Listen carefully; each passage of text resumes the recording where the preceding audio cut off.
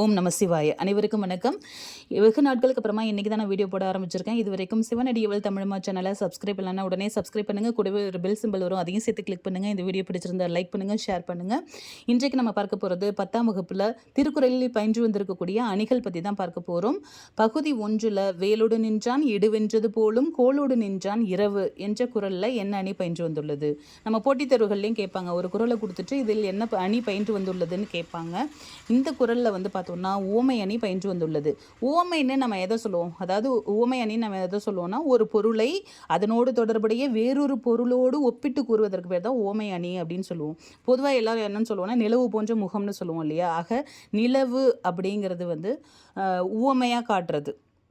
அடுத்து போன்ற அப்படிங்கிறது ஓம உருவு. முகம் என்பது பார்த்தோம்னா உவமேயம். அதாவது ஒரு பெண்ணுக்கு வட்டமாக பிரகாசமான ஒரு முகம், நல்ல பிரகாசமாக இருக்கக்கூடிய ஒரு முகத்தை நம்ம உவமிக்கிறோம். அதாவது அதை பற்றின விஷயத்த நம்ம எடுத்து மற்றவங்களுக்கு சொல்லணும்னு நினைக்கும் போது எல்லோருக்கும் தெரிந்த ஒரு பொருளை ஓமையாக காட்டி சொல்லுவோம். இப்போ முகம்ங்கிறது உவமேயம், போன்ற என்பது ஓம உருவு, நிலவு என்பது எல்லோருக்கும் தெரிந்த ஒரு உவமையாக நம்ம காட்டுறோம். ஆக நிலவுங்கிறது உவமை, அடுத்து போன்றங்கிறது ஓம உருவு, உவமேயமாகிய முகம் இறுதியாக கொடுத்துருப்பாங்க. உவமைக்கும் உவமேயத்துக்கும் இடையில் ஓம உருவு வெளிப்படையாக வந்துச்சுன்னா அதுதான் உவமை அணி அப்படிங்கிறது. அதுதான் இங்கே எழுதியிருக்கேன், ஓம உருவு வெளிப்படையாக வரும் அப்படிங்கிறது. அப்போ அது என்ன வெளிப்படையாக வரும் அப்படிங்கிற மாதிரி உங்களுக்கு ஒரு சந்தேகம் வரலாம்.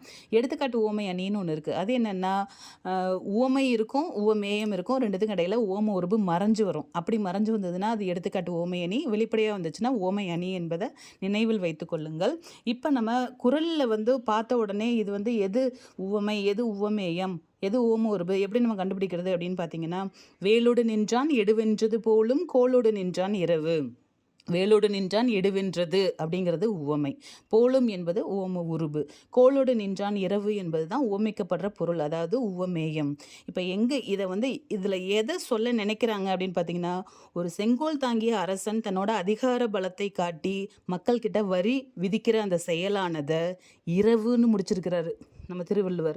இரவுனா இரத்தல், அதாவது பிச்சை எடுத்தல். இப்போ உங்களுக்கு பொருள் புரியும்னு நினைக்கிறேன். கோலோடு நின்றான் இரவு, கோல் அப்படின்னா செங்கோல், நின்றான் இரவுனா அந்த செங்கோல் தாங்கிய மன்னன் தன்னோட அதிகாரத்தை வைத்து பொருளை கேட்கறது, இரத்தல் கேட்குறது அப்படிங்கிற ஒரு செயலை தான் உவமிக்க பார்க்குறாரு. அப்போ உவமேயம்ங்கிறது கோலோடு நின்றான் இரவு.